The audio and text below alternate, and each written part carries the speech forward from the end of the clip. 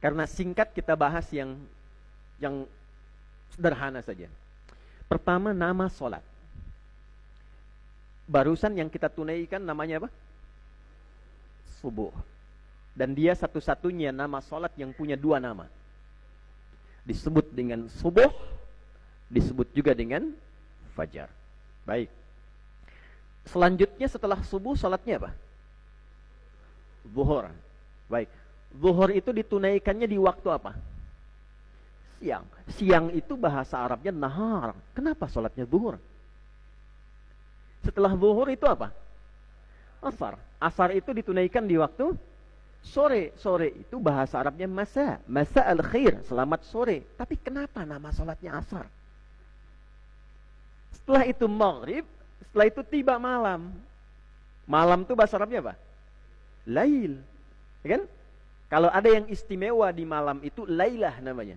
Ya, inna anzalnahu fi lailatul qadar. Kenapa pakai lailah? Karena ada yang istimewa di malam itu, beda dengan malam yang lainnya. Kalau malam standar lail, ya jamaknya layali. Laili, lela, lili, lala itu malam. Ibu leli, ibu malam-malam itu. Ya.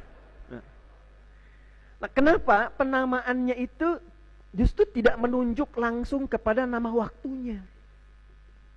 Kita bahas waktu kita sekarang subuh.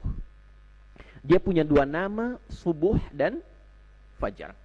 Kata subuh disebutkan 3 kali dalam Al-Quran.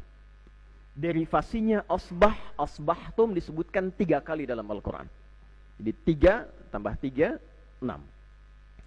Fajar disebutkan 5 kali dalam Al-Quran.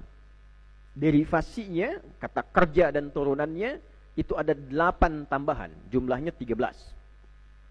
Fajarnya 5, subuhnya 6. Bapak Ibu sekalian, subuh di dalam bahasa Arab itu bukan hanya menunjuk pada permulaan waktu yang diterjemahkan dengan awal pagi, tidak. Di dalam bahasa Arab kata subuh, sad, ba, ha, kemudian biasanya disertakan hamzah di depannya untuk menunjukkan tanya, asbah, itu menunjuk pada awal permulaan waktu yang diiringi dengan persiapan rencana yang terukur.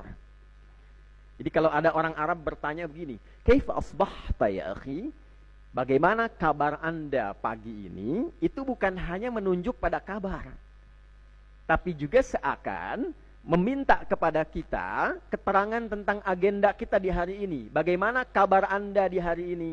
Kegiatan apa yang sudah Anda susun di hari ini? Kira-kira jam 7 Anda ada di mana? Jam 8 apa yang Anda kerjakan?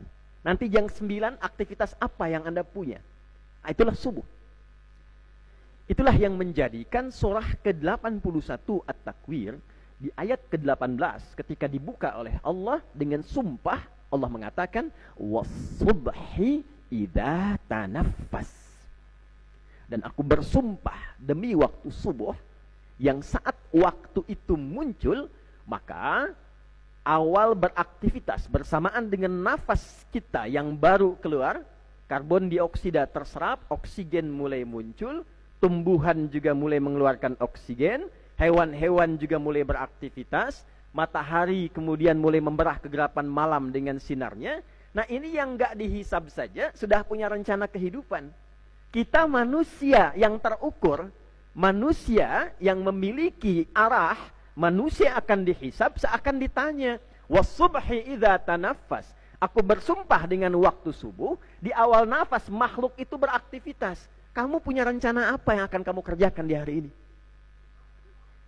Jadi menjadi muslim, kemudian diminta oleh Allah menunaikan sholat subuh, itu bukan sekedar sholatnya yang penting.